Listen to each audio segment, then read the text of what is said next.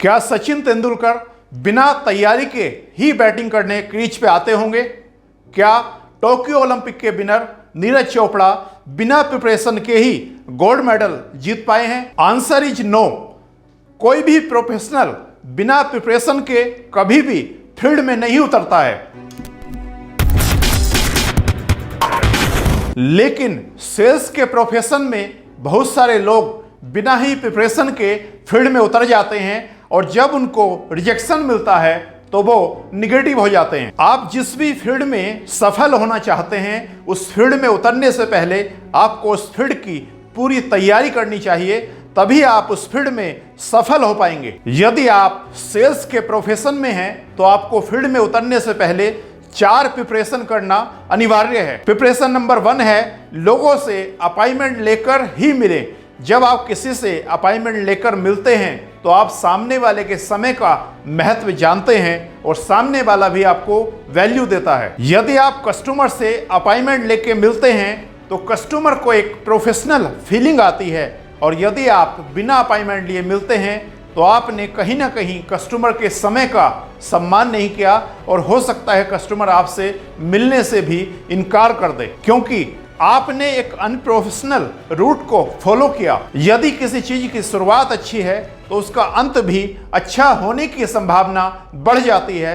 यदि आपने किसी से अपॉइंटमेंट लेके मीटिंग की तो यह संभावना है कि रिजल्ट आपके फेवर में आए। और दोस्तों, सेल्स से पहले की प्रिपरेशन नंबर 2 है कि आप हर एक मीटिंग की प्रॉपर तैयारी करें। यदि आपको किसी कंपनी के एम्प्लॉइज को ट्रेनिंग देने के लिए 2 घंटे का सेमिनार के लिए बुलाया जाए जिसका आपको 2 लाख रुपया भी मिलेगा, तो आप क्या करेंगे? आप उस सेमिनार की कई दिन पहले से तैयारी करेंगे। आप ये तैयारी करेंगे कि आपके सेमिनार की ओपनिंग कैसे होगी, उसका मिडिल क्या होगा और उसका एंड कैसे होगा।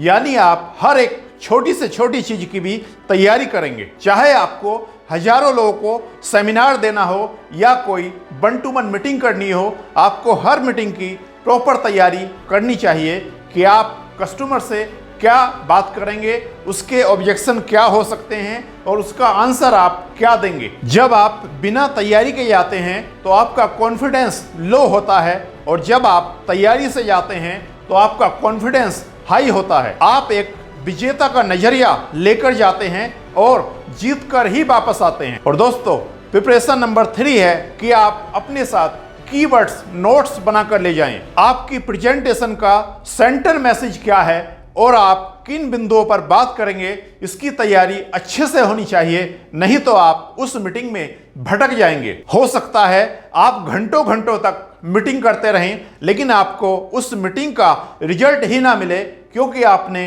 अपना एजेंडा डिसाइड नहीं किया। आप उस मीटिंग की ओपनिंग, मिडिल और एंड में क्या बोलेंगे, इसके कीवर्ड नोट्स आपके पास होने चाहिए। आपको ये अच्छे से पता होना चाहिए कि आपने अपनी बात कहां से शुरू करनी है और कहां पर समाप्त करनी है, क्योंकि आज के टाइम में किसी भी व्यक्ति के पास फालतू समय नहीं है कि वो घंटों घंटों आपकी बात सुनता रहे। और दोस्तों, सेल्स से पहले की प्रिपरेशन नंबर 4 है कस्टमर के लिए सवालों का एक सेट आप पहले ही तैयार कर लें। यदि आप कस्टमर से सवाल पूछते हैं तो आप उसको ये जानने में मदद करते हैं कि वो क्या चाहता है, और जब आप ये जान लेते हैं तो फिर आप उसको वो दिलाने में मदद कर सकते हैं। सवाल पूछने से कस्टमर की सोच स्पष्ट हो जाती है और वो निर्णय लेने की स्टेज में आ जाता है। सवाल पूछने से आप किसी भी वाद विवाद से बच जाते हैं और आपको बहुत कम बोलना पड़ता है। किसी को भी